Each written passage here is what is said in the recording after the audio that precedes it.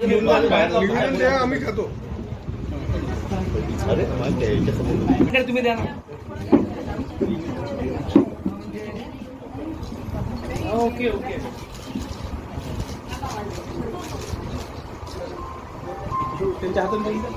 Already मुंबईवरनं 18 तारखेलाच घेऊन आलो होतो आणि आम्ही आजच त्याप्रमाणे आमच्या ऋतुजा लटके ऑलरेडी तुम्हाला देतोय की शक्ती कायदा लवकरात लवकर कार्यवंतित करून अशांना फाशी द्या. हा आमचा खरा मूळ उद्देश आहे. वाढू देऊ नका. आणि तुमच्या आजही स्मार्ट सिटी आहे तर कॅमेरे का नाही लागले? कॅमेरे लागायला पाहिजे होते. मुळामध्ये आमचा श्री शक्ती संवाद म्हणून आमचा इथे पूर्व विदर्भ माझ्यासोबत आमच्या नगरसेविका निधी शिंदे आलेले आहेत. आमच्या गोरेगावच्या विधानसभा संघटक आमच्या शालिनीताई सावंत आलेले आहेत. शाखाप्रमुख आमच्या सोनाली मात्रे आलेले आहेत आणि इथले किशोर असतील, नंतर ते आमचे सगळे पदाधिकारी आहेत.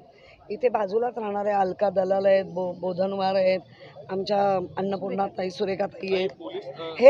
हे सांगण्याचं प्रयोजन का, तर इथे सर्वजण सामान्य जनतेसाठी झटत आहे.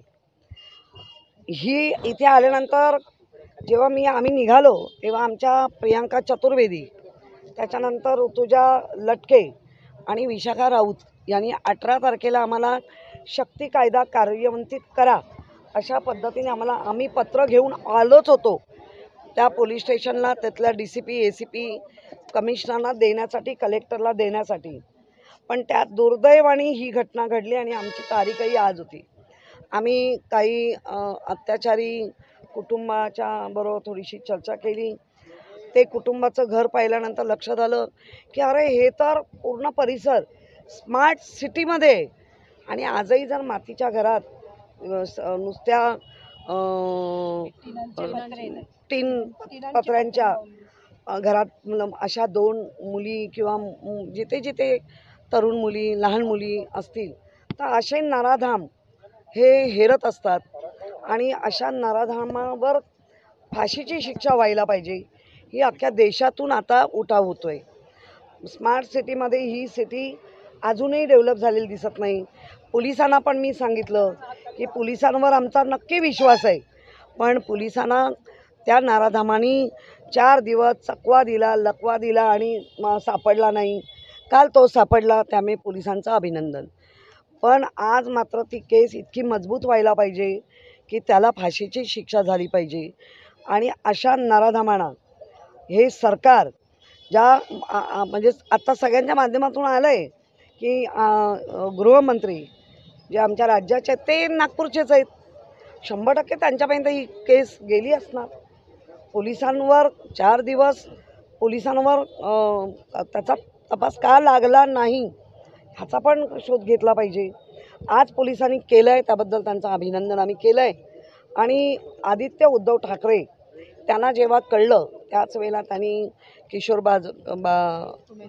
कुमेरियाकडे माझ्याकडे संपर्क करून तुम्ही त्यांना भेट द्या, नाही करा. आज ते कुटुंब शिवसेना आदित्य उद्धव ठाकरे यांनी ते आम्ही दत्तक पद्धतीने घेतलं. त्या मुलींचं शिक्षणाचा खर्च अगदी लग्न होईपर्यंत आणि आम्ही हे जे बोलतो ते करतो. कारण आमच्या ज्या पदाधिकारी अलका दलालसारख्या पदाधिकारी आहेत, आमच्या बोधनवार आहेत, आमच्या त्या ताई आहेत ज्यांचं स्वतःचं एक उद्योग आहे, तर त्या सगळ्यांनी झालं ताई तुम्ही आता काळजी करू नका. मी जेव्हा जेव्हा नागपुरात येईन त्या वेळेला कुटुंबाला नक्की भेट देईन. कारण अत्याचार झाला आहे, त्या मुलीवर परिणाम झाला, खोलपर्यंत परिणाम झालेला आहे. तिला थोडंसं काउन्सिलिंगची गरज आहे. या सगळ्या गोष्टी कर